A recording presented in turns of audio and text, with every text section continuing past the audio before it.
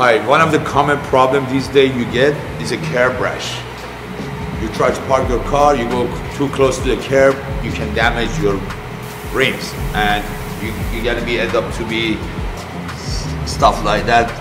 That's how we do it. This is a paint-free system without painting the rim, and also is saving the customer lots of money, because for each rim the dealership is going to charge a couple of $100 if you return the rim, but we're going to do it for half of that, and it takes less than a day to do the whole for it.